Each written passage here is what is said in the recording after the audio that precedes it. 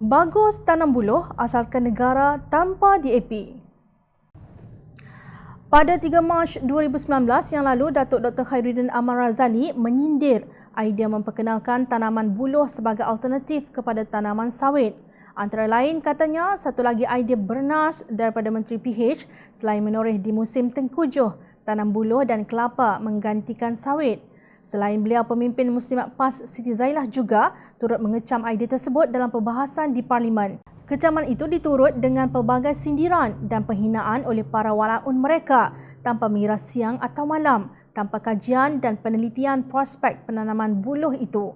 Hari ini, setelah menjadi kerajaan tebuk atap dan diberikan jawatan Menteri Perusahaan, Peladangan dan Komoditi KPPK, beliau terpaksa menelan semula sindirannya.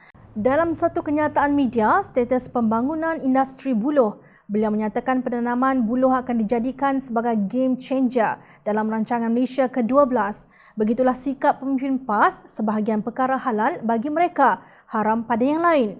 Langsung gelap pandangan diselimut oleh kebencian tanpa tebing kepada DAP kerana kebetulan Menteri Perusahaan, Peladangan dan Komoditi ialah Teresa Kok. Menterinya Dr. Muhammad Khairuddin Ahmad Razali dalam satu kenyataan media hari ini berkata, saiz pasaran global bagi produk buluh dianggarkan berjumlah 68 bilion US dollar, kira-kira 295 bilion ringgit pada 2018. Bagaimanapun, katanya sumbangan ekspor industri berasaskan buluh negara masih rendah iaitu sekitar 9 juta ringgit pada 2019. Oleh itu, industri buluh mempunyai potensi yang besar untuk diusahakan dan dimajukan di negara ini, katanya di petik bernama.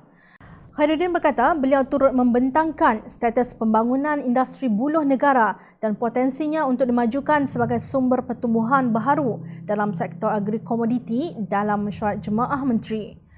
Beliau menjelaskan pokok buluh merupakan tumbuhan mudah ditanam dan dijaga kerana tempoh matangnya yang singkat iaitu di antara 3 hingga 4 tahun dan boleh dituai selepas tempoh berkenaan. Ketika ini, beliau berkata terdapat kira-kira 100 pengusaha buluh dalam pelbagai kategori seperti perabot, makanan, fabrik, kraft tangan, cutlery, pembinaan dan eko-pelancongan. KPPK melalui Lembaga Penerestrian Kayu Malaysia di bawah Program Pembangunan Ladang Hutan PPLH juga menyediakan insentif pinjaman mudah bagi menggalakkan pembangunan ladang buluh. Pinjaman sejumlah RM10,000 sehektar disediakan untuk pembangunan ladang skala kecil 20 hingga 40 hektar, skala sederhana 41 hingga 2,499 hektar dan skala besar 2,500 hektar ke atas, kata Khairuddin. 5 spesies buluh yang dikenal pasti di bawah PPLH adalah spesies buluh betong, buluh semantan, buluh beting, buluh beti dan buluh hitam. Ciplak sahajalah, kan senang. Pinjaman mudah sebanyak RM10,000 merupakan inisiatif lama ketika kementerian itu masih dipegang oleh Teresa Kok. Sementara itu, Teresa dalam satu kenyataan berkata, beliau gembira dengan berita tersebut. Saya gembira Muhammad Khairuddin meneruskan dasar dan hala tuju penanaman buluh yang ditetapkan oleh saya dan pihak Lembaga Industri Kayu Kayan MTIB pada tahun lepas. Saya percaya Menteri Baharu ini sedar kenyataannya yang membidas cadangan saya pada 3 Mac 2019 adalah kurang cerdik kerana beliau tidak dapat gambaran yang jelas berkenaan cadangan penanaman buluh secara besar-besaran, ujar Teresa. Dalam pada itu, Teresa berkata beliau sanggup membantu Muhammad Khairuddin jika pemimpin PAS itu mahu mendapatkan pandangannya berkaitan pelaksanaan penanaman buluh serta isu lain yang berkaitan. Kita tunggu apa lagi idea Pakatan Harapan yang mereka akan ciplak.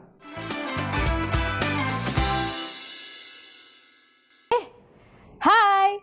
Jangan lupa klik kanan untuk rentasan berita, klik kiri untuk keratan berita. Dan jangan lupa untuk subscribe kami tau.